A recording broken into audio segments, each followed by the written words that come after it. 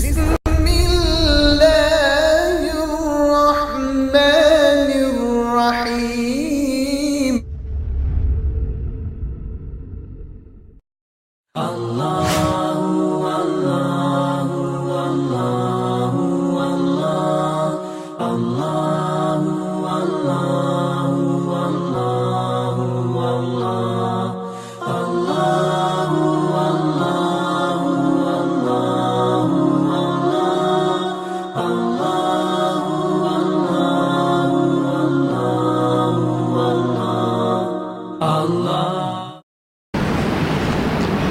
نحمده ونصلي على رسوله نور الأولين والآخرين وعلى آله الطيبين الطاهرين وأصحابه الراشدين المهديين. أعوذ بالله من الشيطان الرجيم. بسم الله الرحمن الرحيم. قال رب أوزعني أن أشكر نعمتك التي أنعمت علي وعلى والدي وأن أعمل صالحا ترضاه وأصلح لي في ذريتي إني تبت إليك وإني من المسلمين. صدق اللہ مولانا العظیم. جمیع حاضرین مکرم، سامعین محترم، آج کا ہمارا پروگرام خصوصی طور پر خلیفۃ المسلمین، امام العارفین والعاشقین، امیر المؤمنین سیدنا ابو بکر صدیق رضی اللہ تعالی عنہ کی ذات سے منسوب ہے، کیونکہ جو تاریخ اب شروع ہو چکی ہے قمری اور چاند کے اعتبار سے، یہ وہی تاریخ ہے جس تاریخ میں سیدنا صدیق اکبر رضی اللہ تعالی عنہ کا وصال ہوا. 22 جمادی الاخری بروز جمعہ سیدنا صدیق اکبر رضی اللہ تعالی عنہ اپنے خالق حقیقی اور رسول معظم صلی اللہ علیہ وسلم سے جا ملے. تو اس مناسبت سے کچھ عرض کرنے کے لیے سورہ احقاف کی ایک آیت مبارکہ کے چند نورانی کلمات آپ کے سامنے پڑھنے کی سعادت حاصل ہوئی. یہ وہی آیت مبارکہ ہے جو حضرت سیدنا صدیق اکبر رضی اللہ تعالی عنہ کے ایک مبارک عمل کے سلسلے میں نازل کی گئی. یوں کہ حضور سیدنا صدیق اکبر رضی اللہ تعالی عنہ کی شان میں قرآن مجید میں کئی آیات کا نزول ہوا. سیدنا صدیق اکبر رضی اللہ تعالیٰ عنہ کی شان اور عظمت میں قرآن کی آیتیں بھی اتری، پھر نبی کے فرمان بھی آئے. بہت ساری آیتیں اور روایتیں آپ کی شان و عظمت کا اظہار کرتی ہیں. چنانچہ جو آیت مبارکہ کے نورانی کلمات آپ کے سامنے میں ابھی پڑھا ہوں، سب سے پہلے اس کا ترجمہ آپ کے سامنے پیش کیا جاتا ہے. اللہ تبارک و تعالی فرما رہا ہے کہ اس بندے نے عرض کیا کہ اے میرے پروردگار، تو میرے دل میں یہ بات ڈال دے، مجھے اس بات کی توفیق دے دے کہ میں تیری اس نعمت کا شکر کروں جو تو نے مجھ پر اور میرے والدین پر کیا ہے. اور اے پروردگار، مجھے ایسی توفیق بھی دے کہ میں ایسا نیک عمل کروں جس سے تو خوش ہوتا ہے. اور اے رب ذوالجلال، آئندہ میری ذریت اور میری اولاد میں بھی اصلاح کی برکت قائم فرما، صلاح عطا فرما. بے شک میں تیری طرف رجوع ہوتا ہوں اور بے شک میں گردن جھکانے والوں میں سے ہوں.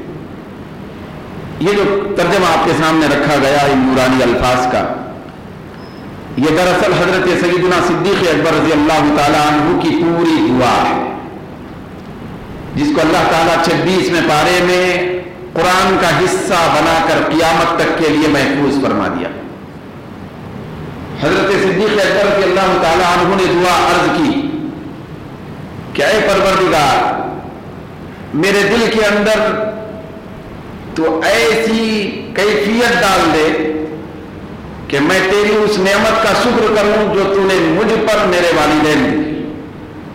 تو یہاں مفسرین کرام فرماتے ہیں کہ حضرت سیدنا صدیق اکبر رضی اللہ تعالی عنہ کے اوپر بہت ساری نعمتیں ہوئی۔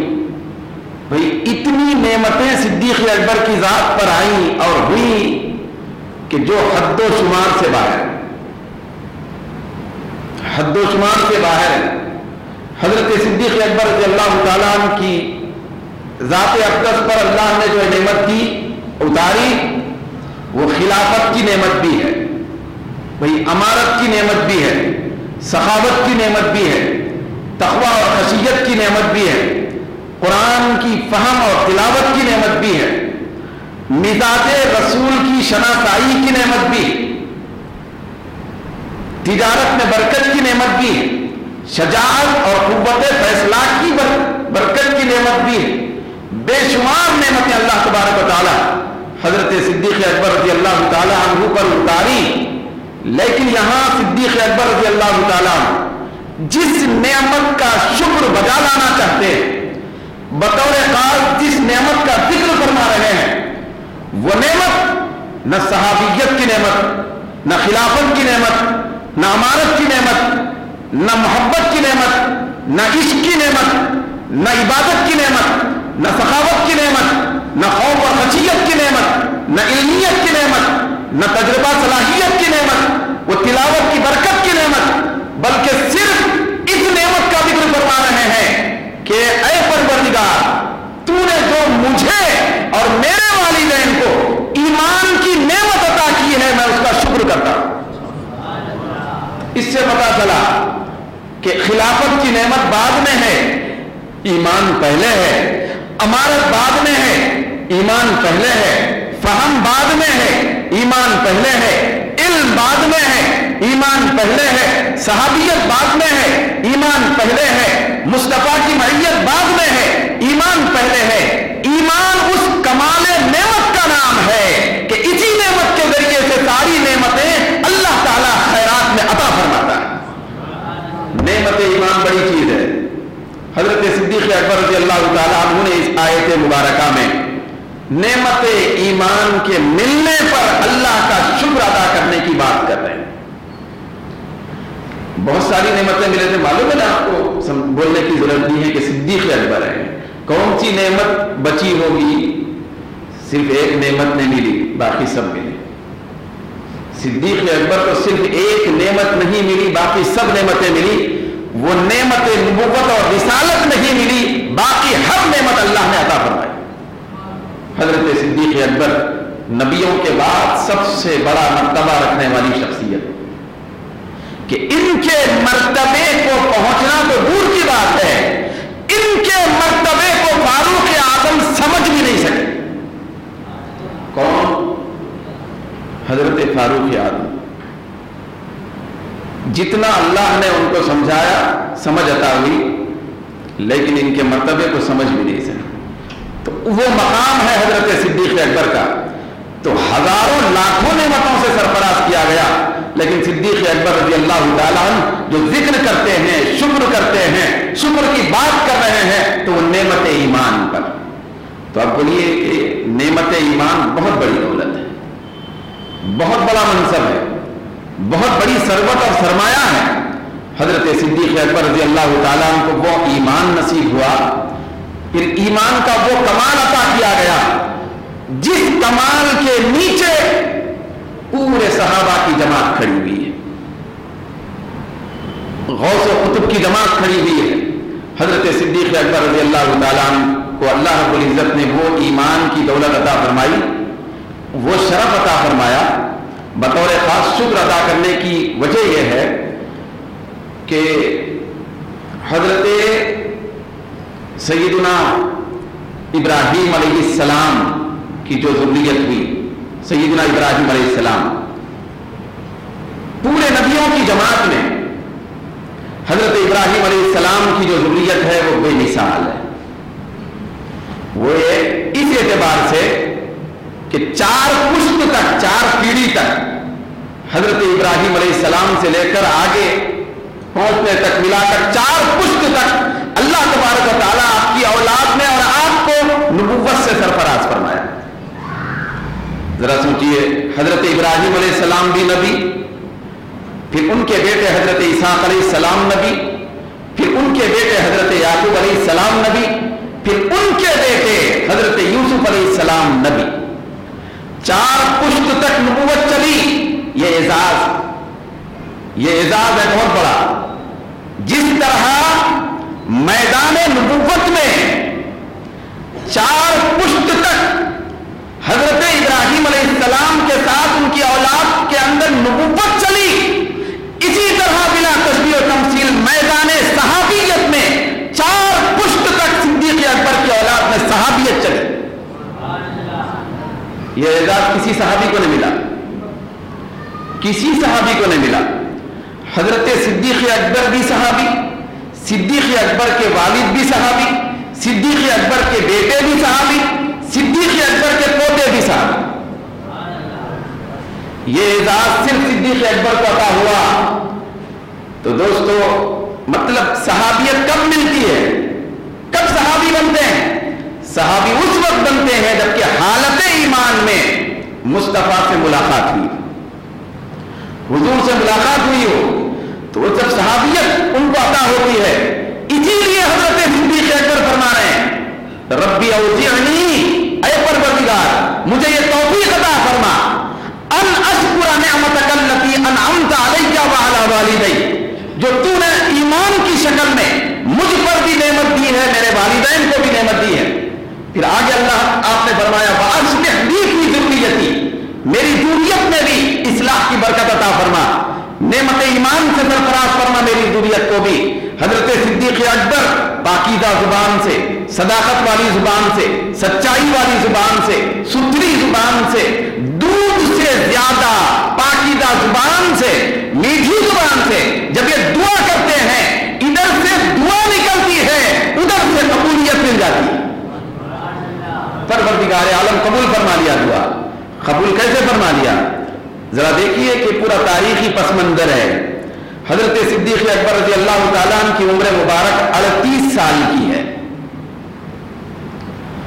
اس سے پہلے یہ بات آپ کو سناؤں، حضرت صدیق اکبر رضی اللہ تعالیٰ عنہ سرکار کے ساتھ محبت اور عشق کے ساتھ حضور کی معیت میں 18 سال کی عمر میں رہتے تھے۔ کتنے سال کی عمر سے؟ بولیے زور سے بھائی، 18 سال کی عمر تھی آپ کی۔ ادھر صدیق اکبر کی ظاہری عمر مبارک 18 سال تھی، تو ادھر سرکار دو جہاں کی ظاہری عمر 20 سال تھی۔ تو حضور سے ظاہری طور پر عمر میں صدیق اکبر کم و بیش 2 سال کے چھوٹے ہیں۔ صدیق اکبر ظاہری عمر میں 2 سال کے چھوٹے، تو حضور کے ساتھ 18 سال کی عمر سے رہتے تھے۔ سرکار کی عمر مبارک 20 سال ہے۔ تو اب آپ سے میں عرض کرنا چاہتا ہوں، آپ کو اچھا یاد ہے کہ حضور نے اعلان نبوت کب فرمایا؟ حضور اعلان نبوت کس ظاہری عمر کے کس سال میں فرمایا؟ حضور نے اعلان نبوت 40 سال کی عمر میں فرمایا۔ 40 سال کے بعد اعلان نبوت فرمایا۔ حضرت صدیق اکبر جس وقت سے ساتھ رہنا شروع ہوئے، اس وقت سرکار کی ظاہری عمر 20 سال۔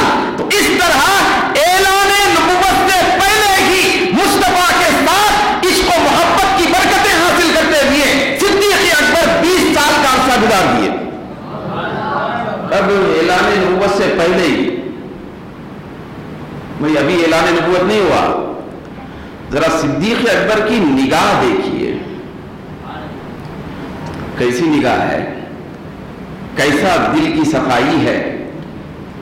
صدیق ابھی اعلان نبوت 20 سال کے بعد ہونے والا ہے، 20 سال کے بعد اظہار رسالت ہونے والا ہے۔ صدیق اکبر کی نگاہ ہے صداقت 20 سال پہلے سمجھ چکی تھی کہ یہ میرے نبی،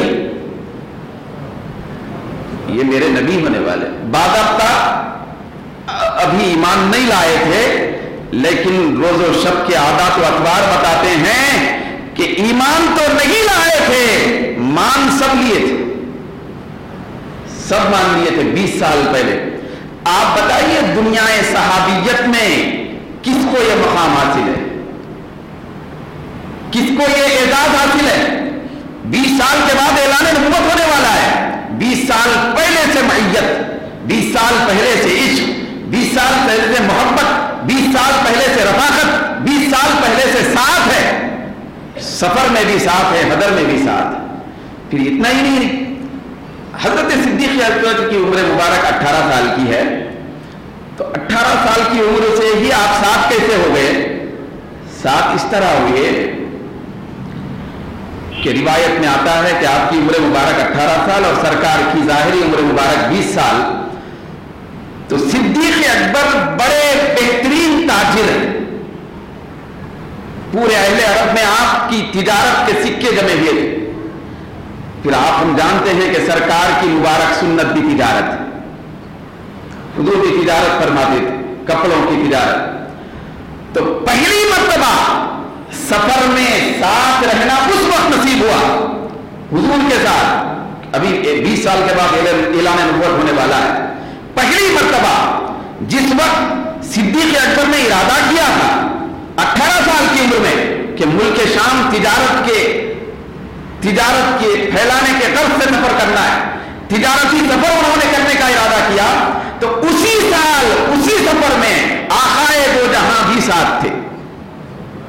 حضور بھی تجارت کا سفر ملک شام کا کیے, دونوں ساتھ رہے. جب ملک شام پہنچے تو وہاں ایک مقام پر آرام کرنے کے لیے سرکار دو جہاں آرام فرما ہے, آرام کر رہے ہیں. بیری کا درخت ہے, صاحب نور الابصار فرماتے ہیں بیری کا درخت تھا. تو ظاہری تھکاوٹ کے ساتھ حضور آرام فرما رہے تھے بیری کے درخت کی چھاؤں میں. حضور کی ظاہری عمر مبارک کتنے سال بولیے؟ اس وقت 20 سال. ملک شام کا تجارتی سفر ہے, صدیق اکبر ساتھ ہیں 18 سال کے نوجوان. تو بیری کے درخت کے نیچے آرام فرما رہے ہیں. حضرت صدیق اکبر رضی اللہ تعالی عنہ کے پاس ایک راہب آیا. جیسا کہ اس زمانے میں سمجھیے عالم صاحب جیسے ہوتے, تو اس زمانے میں نصارہ کا راہب ہوتا تھا. تو راہب آیا تو حضرت صدیق اکبر تو جاگ رہے تھے, بیٹھے تھے. تو راہب آ کے پوچھتا ہے یہ سونے والی ہستی کون ہے؟ یہ سونے والی ہستی کون ہے؟ دیکھیے آپ, ایک آدمی سو رہا, ایک آدمی جاگ رہا, تو آنے والا جاگنے والے کی کیفیت جاننا چاہتا, سونے والے کی.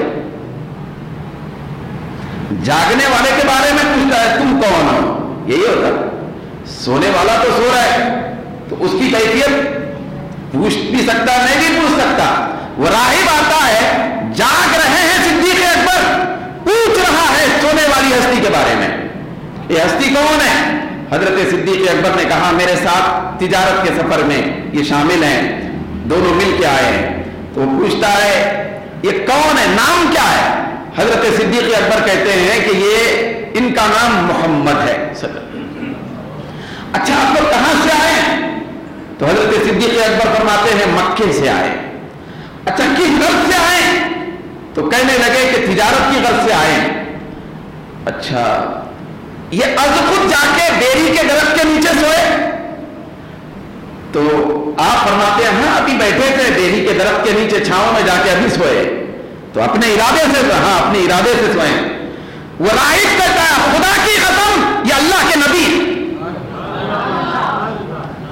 وہ راہب کہتا ہے 18 سال کی جوانی میں صدیق اکبر نے یہ اعلان سنا تھا راہب کے کانوں زبان سے, خدا کی قسم یہ اللہ کے نبی ہیں. تو صدیق اکبر نے کہا کیا ماجرا ہے؟ بات تینت تو پہلے سے تھے, ماجرا سمجھ گئے, تحقیق کے میدان میں آنے لگے, تفصیل بیان کر. راہب کہتا ہے خدا کی قسم تورات میں, انجیل میں, زبور میں لکھا ہوا ہے اس بیری کے درخت کے نیچے عیسیٰ کے بعد محمد آخر الزمان, نبی آخر الزمان سونے والے. تو اس بیری کے درخت کو میں دیکھتے دیکھتے اس انتظار میں کہ کون سوئے گا، یہ بھی ایک انتظار ہو رہا کہ بیری کے درخت کے نیچے کون سونے والا ہے، اور راہب بیری کے درخت کے نیچے سونے والے کا منتظر تھا برسوں سے۔ وہ کہتا ہے اس کے بارے میں آیا ہے، یہ سب سے پہلے اس کے نیچے حضرت عیسیٰ آرام فرمائے تھے۔ پھر ہماری کتابوں میں لکھا ہوا ہے کہ حضرت عیسیٰ کے بعد نبی آخر الزمان ہی اس کے نیچے آرام کریں گے، کسی کو توفیق نہیں ہوگی آرام کرنے کی، اس کے نیچے آرام کرنے کی توفیق نہیں ہوگی۔ تو نبی آخر الزمان ہے، حضرت صدیق اکبر کے دل کے اندر محبت کا غلبہ ہوا، وہی عشق کی آگ جلنے لگی، میت و صحبت میں تو سفر تھا۔ اس کے بعد حضرت صدیق اکبر نے طے کر لیا 18 سال کی اس عمر میں کہ میں اس ہستی کو نہیں چھوڑوں گا۔ بھئی ابھی اعلان نبوت تو ہو رہی ہے، 20 سال کے بعد ہونا ہے، تو 20 سال تک اس لیے صحبت نہیں چھوڑی کہ 20 سال پہلے جان لیے تھے کہ اللہ کے نبی ہیں، یہ اللہ کے نبی ہیں۔ تو اس کے بعد جب یہ معاملہ طے ہوا تو حضرت صدیق اکبر رضی اللہ تعالیٰ عنہ وہ جو ایمان لانے کے انتظار میں 20 سال گزارے کہ کب اعلان کریں گے، کب مانو، کس لیے انتظار کر رہے تھے، کب اعلان کریں گے وہ کب مانو۔ تو جس ایمان کے بارے میں صدیق اکبر 20 سال بے چینی سے منتظر رہے، اسی ایمان کے بارے میں فرماتے ہیں مولا تیرا کرم ہے کہ تو نے مجھ کو ایمان کی نعمت عطا کی، صرف مجھے ہی نہیں میرے والدین کو بھی عطا کی، والدین کو نہیں بلکہ میرے اولاد کو عطا کی، اولاد کو نہیں بلکہ میرے پوتروں کو بھی عطا کی، اس نعمت کا شکر ادا کرنے کی مجھے توفیق عطا فرما۔ تو یہ جو سلسلہ ایمان چلا صدیق اکبر کا، حضرت صدیق اکبر رضی اللہ تعالیٰ عنہ ایمان لانے کے لیے منتظر ہیں 20 سال سے، 20 سال کا انتظار ہے۔ آپ اندازہ لگائیں، ذرا سوچیں عالم تصور میں کتنی پاکیزہ شخصیت ہوگی، کتنی صفائی اور ستھرائی والی شخصیت ہوگی۔ کئی ایسے لوگ ہیں تاریخ میں آتا ہے کہ ان کو لاکھوں مرتبہ سمجھایا گیا تب کہیں جا کے ایمان لائے، صبح شام مشقت اٹھائی گئی، محنتیں کی گئی، سرکار نے معجزے دکھائے، سرکار نے اپنے تصرفات کا اظہار فرمایا، لیکن بڑی بعد میں وہ لوگ ایمان لائے۔ صدیق اکبر کا یہ کمال ہے کہ ابھی معجزے نہیں دکھائے گئے، ابھی تصرفات کا سلسلہ شروع نہیں ہوا، ابھی اعلان نبوت نہیں ہوا، ابھی اظہار رسالت نہیں ہوا، صدیق اکبر ماننے کے لیے بے چین، بھئی ایمان کب لاؤں۔ تو یہ شرف، یہ کمال، یہ رتبہ، یہ اعزاز، یہ مقام اور مرتبہ سوائے صدیق اکبر کے کسی صحابی کو نہیں ملا، کسی صحابی کو نہیں ملا۔ پھر دیکھیے کتنا بڑا ہو گیا، یہ 18 سال کی آپ کی عمر، سرکار کی عمر مبارک کتنی، 20 سال۔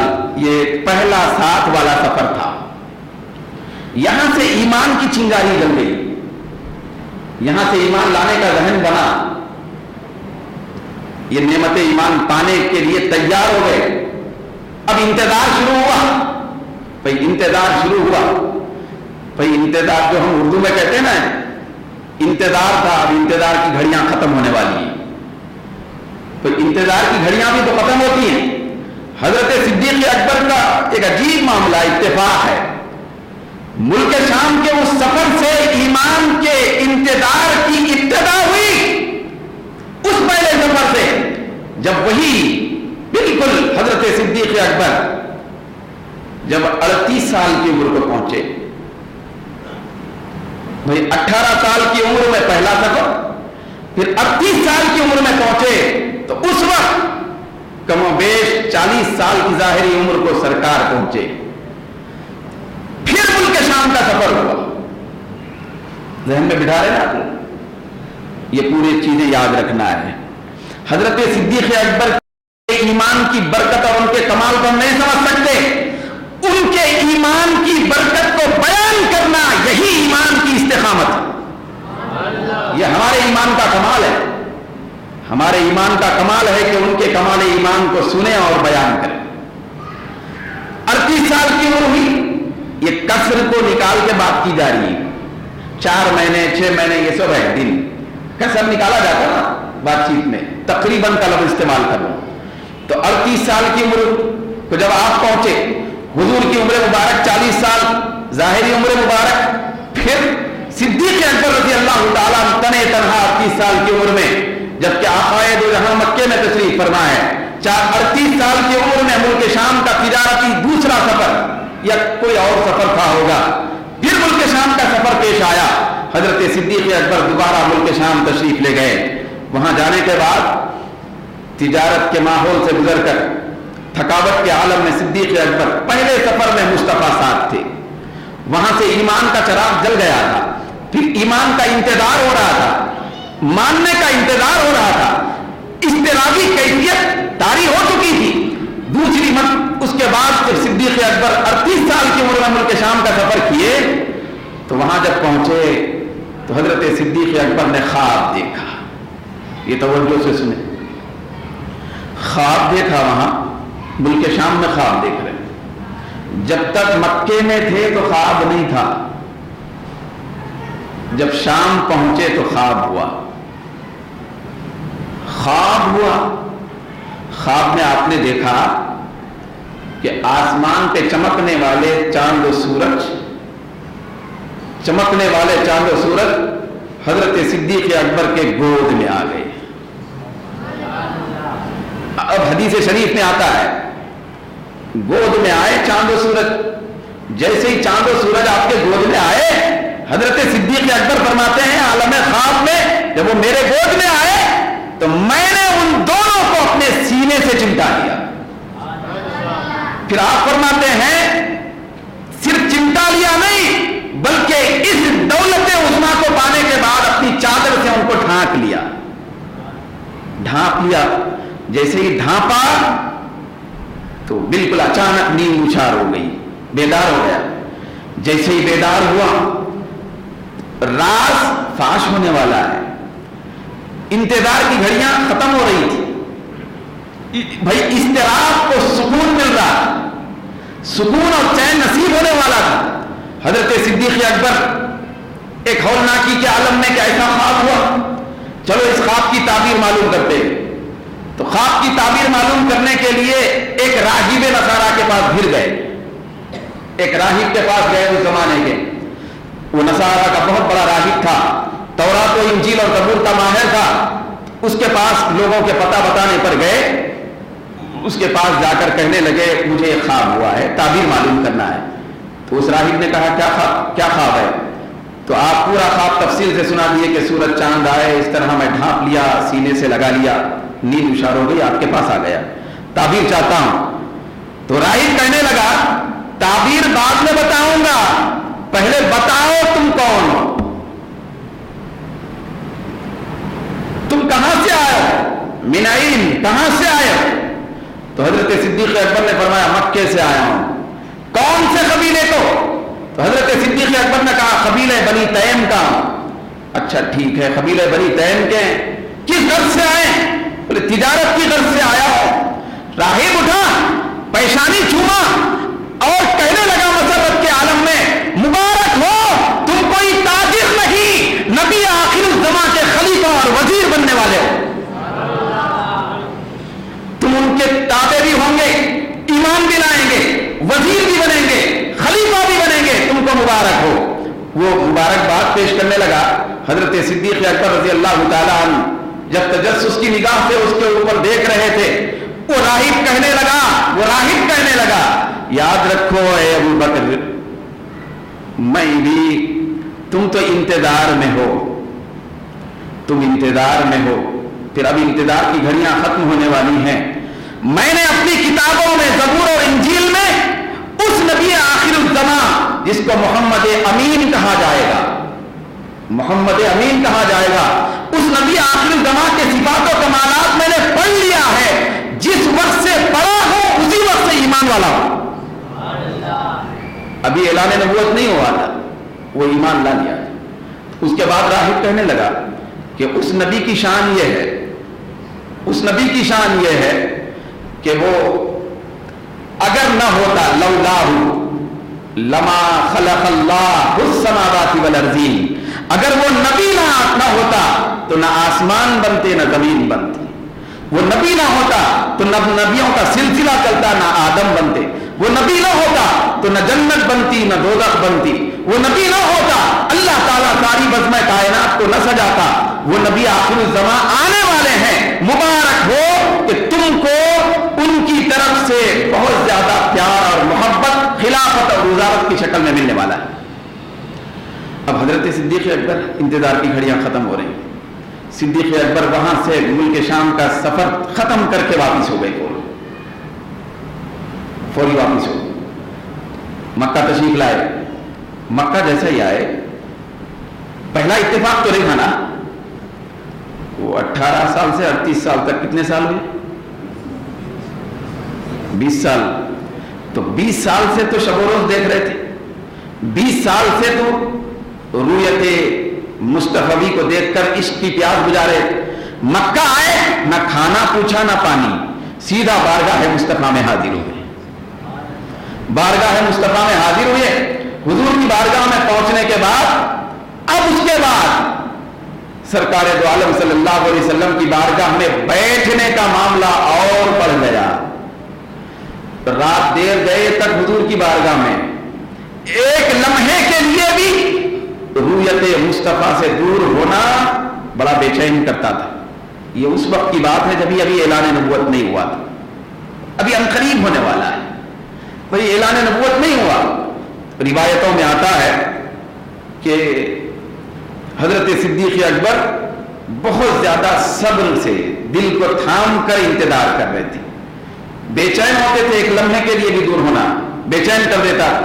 फिर उसके बाद शबो रोज बैठना, मुसलसल देखना, हुजूर को देखना, ये उनकी कैफियत थी, ये इश्क का मिजाज था, ये नतीजा मोहब्बत था।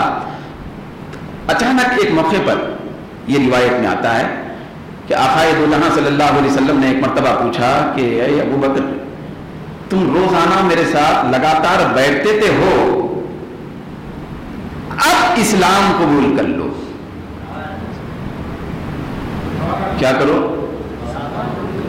अब इस्लाम कबूल कर लो, इंतजार खत्म हो गया भाई, इंतजार की घड़ियां खत्म हो गई, इस्लाम ला लो। हजरत सिद्दीक़ अकबर से जब सरकार मुखातिब थे तो उस वक्त और भी लोग थे। वो सिद्दीक़ अकबर जो तो 20 साल से इंतजार हैं, उनको किसी निशानी की जरूरत नहीं है, उनको किसी मौजिज़े के तलब की जरूरत नहीं है, वो तो हर लम्हा मौजिज़े देखते रहे। हजरत सिद्दीक़ अकबर ने अर्ज़ किया, सरकार अच्छा इंतजार की घड़ियां खत्म हो गई, अब ईमान लाना है। तो या रसूल अल्लाह, हर नबी का एक मौजिज़ा होता है, हर नबी के साथ मौजिज़े होते हैं, आपका मौजिज़ा क्या है? तो आक़ाए दो जहां के बारगाह में सिद्दीक़ अकबर ने कभी नहीं फरमाया, नहीं अर्ज किया था कि मुल्क शाम में ख्वाब देख के आया हूं। हजरत सिद्दीक़ अकबर ने नहीं फरमाया, अर्ज नहीं किया था, न सरकार ने पूछा था। जब मुल्क शाम से वापिस आए थे, एक ही काम था। क्या काम था मालूम? बोलना कुछ नहीं, बस देखना। क्या काम था? यह हजरत सिद्दीक़ अकबर का खुसूसी वस्फ है जो सारे सहाबा में उनको मुमताज करता है। हजरत सिद्दीक़ अकबर सिर्फ रूयते मुस्तफा की दौलत रखते थे, देखना उनका काम था, कहना बोलना नहीं, देखना काम था, सिर्फ देखना। दोस्तों, बात ऐसे देखने होते हैं कि बहुत सारे सुनने और बोलने पीछे रह जाते हैं, देखना बाजी मार लेता है। देखना काम था। एक हदीस शरीफ में यह भी आया, सिद्दीक़ अकबर से पूछा गया, सरकार आपको पसंदीदा चीज क्या है, दुनिया में क्या चीज पसंद है? तो सिद्दीक़ अकबर ने मिन जुमला चीजों के ये भी फरमाया कि आक़ाए दो जहां के चेहरे अनवर को देखना मुझे बहुत पसंद है। तो इस देखने ने कहां तक पहुंचाया सिद्दीक़ अकबर को? कभी बात तो नहीं हुई थी, सिर्फ देखना चल रहा था, दिखाना चल रहा था, मुशाहदात चल रहे थे, रूयतें चल रही थी, जियारतें चल रही थी, देख के लुत्फानंदोज हो रहे थे। अचानक जब सरकार ने पूछा, है अबू बकर ईमान ला लो, इस्लाम कबूल कर लो, सिद्दीक़ अकबर ने अर्ज किया, दूसरों के लिए किया होगा। सिद्दीक़ अकबर ने पूछा, सरकार हर एक नबी का एक मौजूदा होता है। आपका मौजूदा क्या है? आक़ाए दो जहां ने उस लम्हा मुस्कुराकर तबस्सुम रेज लबों से इरशाद फरमाया, ऐ अबू बकर, तुम मुझसे मौजूदा देखना चाहते हो? याद रखो, मेरा मौजूदा तुम्हारा मुल्क शाम का ख्वाब है, यही मेरा मौजूदा है। सिद्दीक़ अकबर ने जब ये सुना फौरन कदमों में गिरे, अशहदु अल्ला इलाहा इल्लल्लाह व अशहदु अन्ना मुहम्मद रसूलुल्लाह पढ़कर दायरे इस्लाम में दाखिल हो गए। तो आप बताइए कि ईमान किस निराले नहज से मिल रहा है, किस अंदाज से ईमान की दौलत और नेमत की तरफ जा रहे हैं। 20 साल के इंतजार के बाद मिल रहा है। यह वाहिद मोमिन है, यह वाहिद मोमिन है कि जो ऐलाने नबुव्वत और ऐलाने ईमान से पहले 20 साल पहले से मुंतज़िर ईमान है। तो इतनी बड़ी नेमतें उज़्मा जब सिद्दीक़ अकबर हासिल करते हैं तो 26वें पारे में अल्लाह ताला इसीलिए इन कलिमात को कुरान का हिस्सा बनाकर नाज़िल किया कि ऐ अबू बकर, तुम्हारी दुआ कितनी प्यारी है कि रब्बी औज़िअनी अन अश्कुरा निअमतक अल्लती अनअमत अलैया व अला वालिदैया। ऐ परवरदिगार, मुझे नेमतें बहुत मिली हैं, तूने बेशुमार इनामात मुझे अता किए हैं, सारे गौस व कुतुब मेरे खतों के नीचे हैं। हजरत फारूक, हजरत उमर, उनके बारे में आक़ाए दो जहां ने फरमाया सिद्दीक़ अकबर को कैसी कैसी नेमत मिली होगी, आप अंदाजा लगाएं। वो उमर जिनके बारे में हुजूर फरमाते हैं कि ये उमर जब जुबान से कोई बात निकालता है वो वही इलाही होती है, और ये जो भी कहता है हक होता है, हक उमर की जुबान पे जारी होता है, उमर की जुबान से रब बात करता है, उमर जिधर से जाता है तो शैतान रास्ता बदलता है। उमर के कल्ब के अंदर अल्लाह ताला ने सफाई सुथराई की बेमिसाल कैफियत रखी है। वो उमर जिनकी नेकियां आसमान के सितारों के बराबर या उससे ज्यादा है, उस उमर को खिताब करते हुए आक़ाए दो जहां फरमाते हैं, हल अंता या उमर, हल अंता इल्ला हसनतुम मिन हसनाति अबी बकर। ऐ उमर, तुम्हारी नेकियां इतनी करोड़ों अरबों हैं जिनका शुमार नहीं किया जा सकता, लेकिन इतनी नेकियों के बावजूद याद रखना है उमर, तुम्हारे पूरे नेकियां एक नेकी है सिद्दीक़ अकबर की नेकियों के मुकाबले में। हजरत सिद्दीक़ मेरे अबू बकर की नेकियों के सामने में से एक नेकी का नाम तुम हो, हल अंता। ये काबिल गौर लफ्ज़ है कि ऐ उमर, तू पूरा सरतापा तू। ये अबू बकर की नेकियों में से सिर्फ एक नेकी है। क्या फरमाया सरकार? तेरी पूरी नेकियां भी नहीं फरमाए। हुजूर फरमाते हैं कि अबू बकर, तू पूरा मुकम्मल सर से पांव तक मेरे अबू बकर की नेकियों में से सिर्फ एक नेकी है।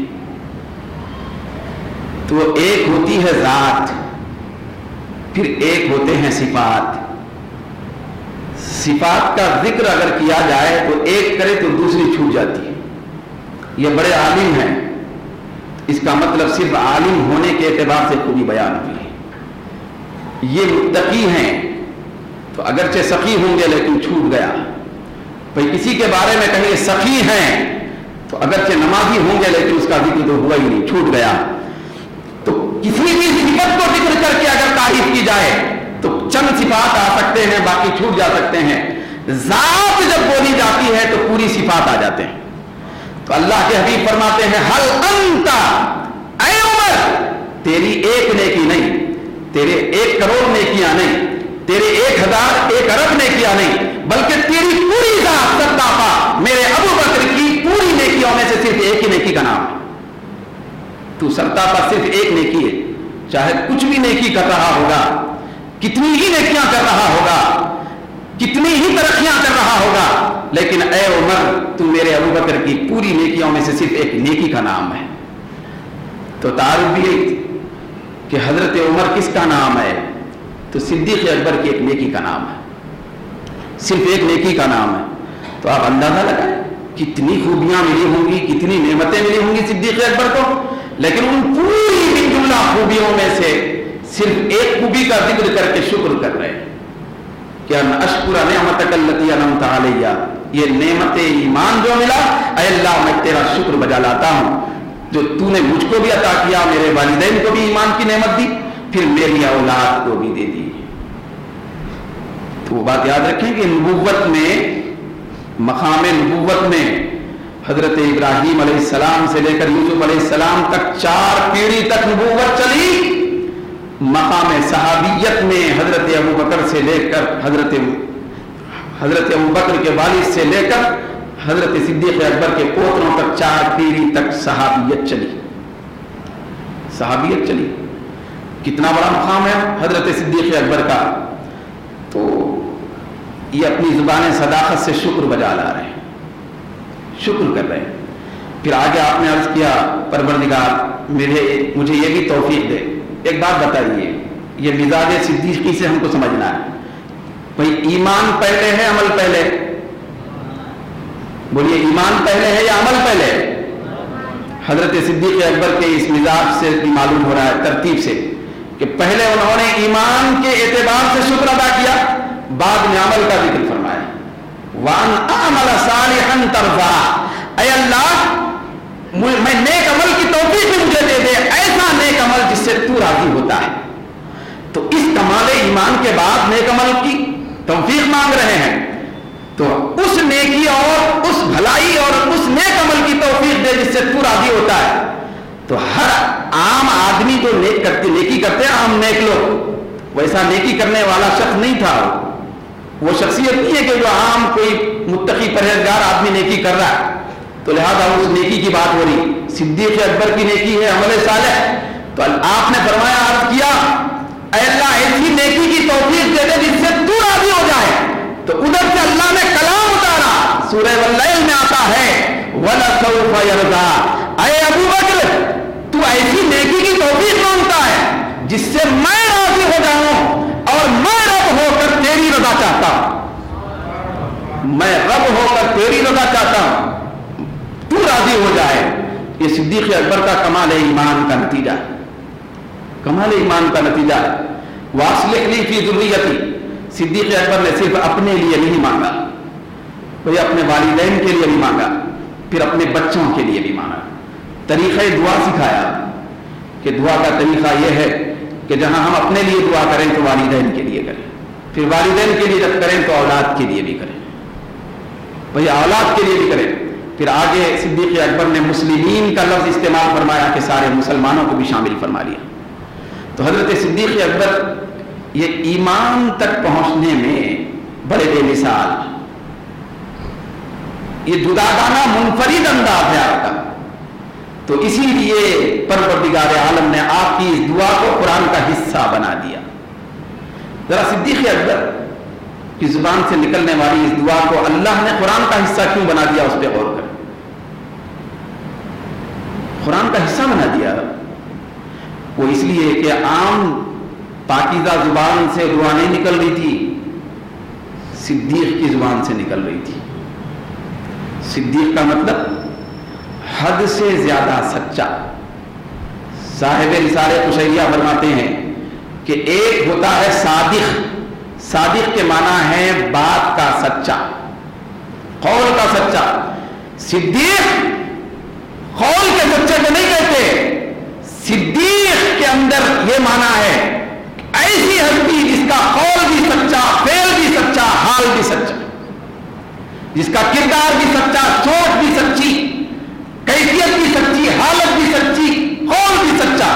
پوری چیزوں میں جب کوئی انسان سچا بنتا ہے تو وہ صدیق کہلاتا ہے. تو اس صداقت والی زبان سے دعا نکل رہی تو اللہ تعالیٰ نے اس کو قرآن کا حصہ بنا دیا. صدیق ہے. حضرت مولا علی فرماتے ہیں, حضرت مولا علی فرماتے ہیں کہ لوگ ناپاک کوششیں کرتے رہے پہلے زمانے سے اب تک بھی اور آگے بھی چلتے رہتے ہیں کہ ان صحابہ کرام کے درمیان میں خلش تھی معاذ اللہ. حضرت صدیق اکبر اور حضرت علی کے درمیان میں اختلاف, حضرت عمر حضرت علی کے درمیان میں اختلاف تھا. تو استغفر اللہ ثم استغفر اللہ, یہ ایسے پاکیزہ طینت کے لوگ تھے کہ ان کے درمیان میں اختلاف کی بو تک نہیں آ سکتی تھی. یہ ستھرے لوگوں کی جماعت تھی. پھر وہ بھی صدیق اکبر کا دل, جن کے بارے میں آقائے دو جہاں نے فرمایا, حضور فرماتے ہیں مثل ابی بکر मसल लबन फी सफा, हुजूर ने फरमाया मेरे अबू बकर की मिसाल सफाई और सुथराई में दूध की तरह है। मेरे अबू बकर की मिसाल सफाई में दूध की तरह है।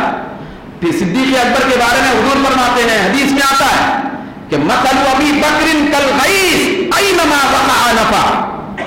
हुजूर ने फरमाया मेरे अबू बकर की मिसाल बारिश की तरह है कि जहां भी ये गिरती है तो नफा देती है।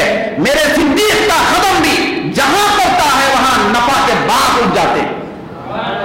सिद्दीक़ अकबर नफा देने वाली शख्सियत का नाम है, किसी को नुकसान पहुंचाने वाली शख्सियत का नाम नहीं। सफाई कल्ब रखने वाली शख्सियत का नाम है। तो उनमें इख्तिलाफ कैसे हो सकता है? भाई इख्तिलाफ होता तो हजरत अली ये रिवायत ही नहीं करते जो मैं आज करने जा रहा हूं। हजरत अली फरमाते हैं, मुस्तदरक हाकिम के अंदर रिवायत, जो बुखारी मुस्लिम के शराइत पर किताब लिखी गई, जिस किताब को हर एक मानता है, तो उसमें आता है हजरत मौला अली रजी अल्लाह तआला अन्हु फरमाते हैं, खुदा की कसम मैं अच्छे तरीके से जानता हूं कि अबू बकर का नाम जो सिद्दीक है यह जमीन वालों ने नहीं रखा, बल्कि यह सिद्दीक का नाम आसमान से जिब्रील के जरिए अल्लाह ने उतारा। कौन फरमा रहे? हजरत अली फरमा रहे, खुदा की कसम अबू बकर का नाम सिद्दीक ये जमीन से नहीं रखा गया, यह आसमान से अल्लाह ने उतारा है। तो जिसके नाम को अल्लाह ने उतारा हो, जिसका नाम भी इतना साफ सुथरा कि अल्लाह ताला अपने खजाने से उतारा, तो जात की अजमत का आलम क्या हो, जात के मकाम और मर्तबे का आलम क्या होगा कि आसमान से नाम भी मुंतखब होकर उतारता है। तो दोस्तों, बहुत बड़ी पाकीज़ा हस्ती का नाम सिद्दीक़ अकबर है। सरकार दो आलम फरमाते हैं हमारे लिए है दर्स, हम क्या करें? तो हुजूर फरमाते हैं एक हदीस शरीफ में कि हुब्बु अबी बकरिन व शुक्रुहु वाजिबुन अला कुल्ली उम्मती। रिवायत हदीस में आता है, सरकार ने फरमाया मेरे अबू बकर की मोहब्बत, मेरे अबू बकर से मोहब्बत करना, मेरे अबू बकर का हमेशा शुक्र करते रहना मेरी पूरी उम्मत पर फर्ज है। पूरी उम्मत पर फर्ज है मेरे अबू बकर से मोहब्बत रखना और शुक्र करना। कितनी बड़ी उलुल अज़्म हस्ती होगी, कैसी हस्ती होगी, रोंगटे खड़े हो जाए।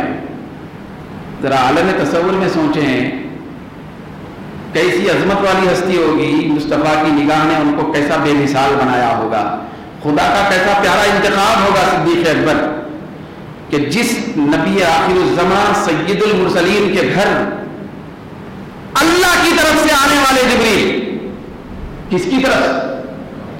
भाई अल्लाह ताला की तरफ से आने वाले जिब्रील जिस बारगाह है मुस्तफा में बगैर इजाजत आ नहीं सकते, वो मुस्तफा जाने रहमत रोजाना 2 मरतबा सिद्दीक़ अकबर के घर पे जाते थे, तशरीफ ले जाते। सरकार सुबह शाम रोजाना पाबंदी से सिद्दीक़ अकबर के घर पे तशरीफ ले जाते और उनको एजाज बख्शते थे।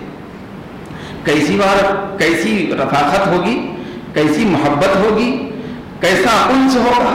सय्यदुल मुरसलीन इमामुल अंबिया जब सुबह शाम घर पे तशरीफ ले जाते होंगे और अपने कदम मुबारका से इज्जत बख्शते होंगे, कैसा सीन होगा, कैसा मंजर रहता था होगा, और आलमे मलाइक से फरिश्ते देखकर कितना रश्क करते थे होंगे, जिब्रील को भी कितना रश्क आता था होगा कि इमामुल अंबिया हबीबे किबरिया 2 मरतबा अपने गुलाम के घर पर जाकर सुबह शाम रोजाना उनको इज्जत बख्शते हैं और सोहबत से और दीदार से नवाजते हैं। ये सिद्दीक़ अकबर, यहां तक कि जब हिजरत का मौका आया, सिद्दीक़ अकबर इंतजार में रहने वाली शख्सियत का नाम है। भाई नेकी करने वाली शख्सियत का नाम नहीं, नेकी का इंतजार करने वाली शख्सियत का नाम है। जब हिजरत का मौका आया, उधर ईमान का इंतजार 20 साल तक हुआ, इधर हिजरत के मौके पर भी कई दिन से सिद्दीक़ अकबर हिजरत का इंतजार कर रहे थे। 2 ऊँटनियां लेके रखे थे, हुजूर की बारगाह में अर्ज़ कर दिए थे कि सरकार कब हिजरत का वक्त हुक्म आएगा, इंतजार हो रहा नहीं। تو انتظار نیکی کا نام صدیق اکبر ہے. انتظار ہو رہا ہے کہ کب وقت حکم ہجرت آئے گا. تو 2 فردہ قسم کی اونٹنیاں آپ نے منتخب کر کے رکھی بڑی قیمت دے کر. روزانہ چارہ بھی کھاتے تھے کیونکہ اس میں میرے آقا دو جہاں تشریف فرمانے والے ہیں. ہجرت کے لیے خریدی تھی 2 سواریاں. تو صبح حضرت عائشہ فرماتی ہیں کہ صبح شام سرکار کا معمول تھا ہمارے گھر تشریف لاتے, پھر اپنے گھر ہمارے گھر کو منور کرتے تھے. لیکن ایک لمحہ ایسا بھی آیا کہ دوپہر کے وقت خلاف معمول سرکار تشریف لائے. بھائی ابھی صبح تشریف لائے تھے, پھر تشریف لانا تو شام میں تھا معمول, دوپہر کے وقت تشریف لائے کھڑی دھوپ میں. سرکار دو عالم صلی اللہ علیہ وسلم کو آتا ہوا جب صدیق اکبر نے گھر سے دیکھا تو بے قرار ہو گئے اور اپنے بچیوں سے کہنے لگے. حضرت عائشہ فرماتی ہیں کہ میں اور میری بہن اسما دونوں ہی گھر میں تھے. ابا جان نے کہا بیٹا کوئی واقعہ ہے, کوئی خوشی کا پیغام ہے, کوئی خوشی کے لمحات کا سبب ہے. میرے آقا تشریف لا رہے ہیں خلاف معمول دوپہر کے وقت. جب آقا دو جہاں تشریف لائے تو حضور نے ارشاد فرمایا ابو بکر یہاں اگر کوئی اور ہیں تو ان کو باہر بھجا دو.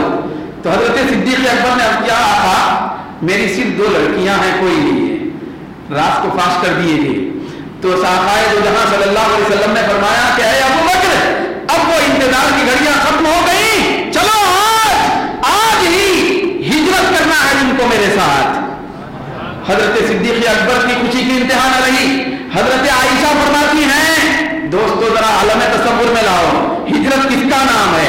ہجرت ماں باپ سے ملنے کا نام نہیں, ہجرت بچوں سے ملنے کا نام نہیں, ہجرت گھر میں داخل ہونے کا نام نہیں, ہجرت جائیداد کو پانے کا نام نہیں, ہجرت اپنے وطن عزیز کو واپس آنے کا نام نہیں. ہجرت نام ہے وطن عزیز کو چھوڑنے کا, ہجرت نام ہے ماں باپ سے جدا ہونے کا, ہجرت نام ہے بچوں کو چھوڑنے کا, ہجرت نام ہے گھر والوں سے جدا ہونے کا, ہجرت نام ہے آبائی وطن کو ترک کرنے کا, ہجرت نام ہے اپنے گھر دار کو چھوڑنے کا.